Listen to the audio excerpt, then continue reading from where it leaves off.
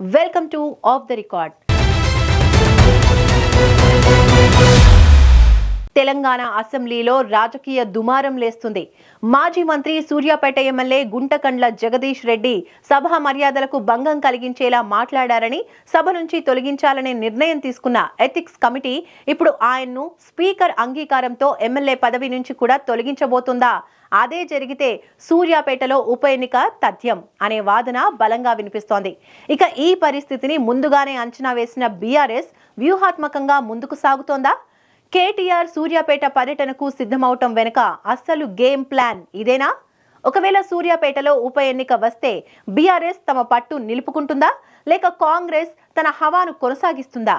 ఈ వివాదం వెనుక అసలు కథ ఏంటి? Let's watch this story.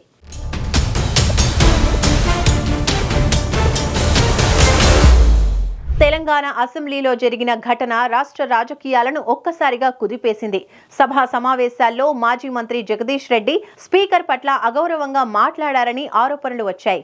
Speaker ప్రతిష్టను దెబ్బతీసేలా వ్యాఖ్యలు చేశారని తక్షణమే సస్పెండ్ చేశారు.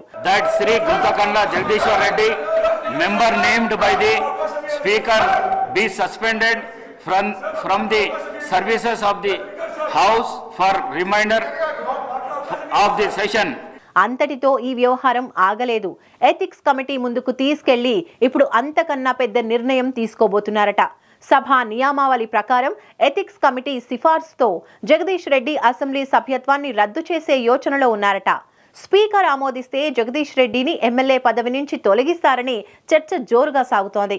అదే జరిగితే సూర్యాపేట నియోజకవర్గంలో ఉప ఎన్నిక తప్పదు. ఇదే ఇప్పుడు బీఆర్ఎస్ కు కొత్త అవకాశం తెచ్చిపెట్టిందనే టాక్ నడుస్తోందట.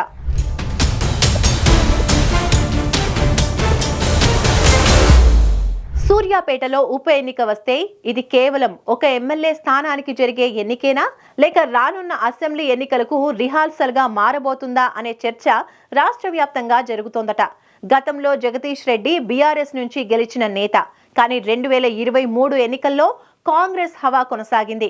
ఇప్పుడే ఉప ఎన్నిక వస్తే ఒక్క సీటే అయినా బీఆర్ఎస్ తిరిగి దక్కించుకుంటే అది భారీ మోరల్ బూస్ట్ గా మారే అవకాశం ఉంది. అందుకే కేటీఆర్ స్వయంగా సూర్యాపేటకు రాబోతున్నారట. కేటీఆర్ పర్యటన ఉద్దేశం స్థానిక నేతలను సమీకరించడం, కేడర్లో ఉత్సాహం నింపడం, కాంగ్రెస్ సర్కార్పై విరుచుకుపడి ప్రజల్లో వ్యతిరేకత పెంచడం. పవర్ఫుల్ క్యాంపెయిన్ తో ఉప ఎన్నికలో గెలుపు సాధించడం లక్ష్యంగా బీఆర్ఎస్ పావులు కదుపుతోందట.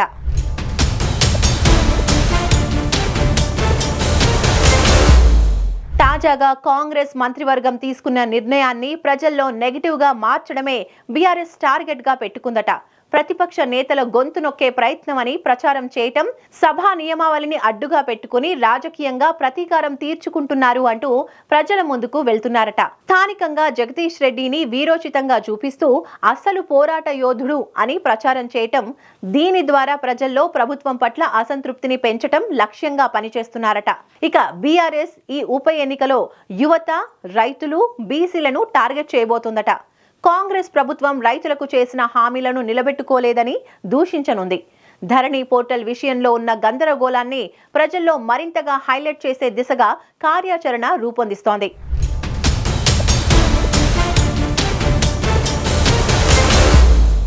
బీఆర్ఎస్ పార్టీకి మళ్లీ పుంజుకునే అవకాశం సూర్యాపేట ద్వారా కొత్త సంకేతం ఇస్తుంది.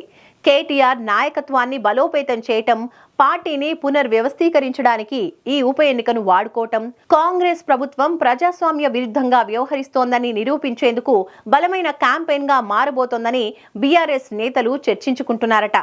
జగదీష్ రెడ్డిని రాజకీయంగా బాధితునిగా చూపించి ప్రజల సానుభూతి పొందటం ద్వారా ఉప ఎన్నిక వస్తే కాంగ్రెస్ ప్రభుత్వానికి అసలు పరీక్ష పెట్టబోతోందట.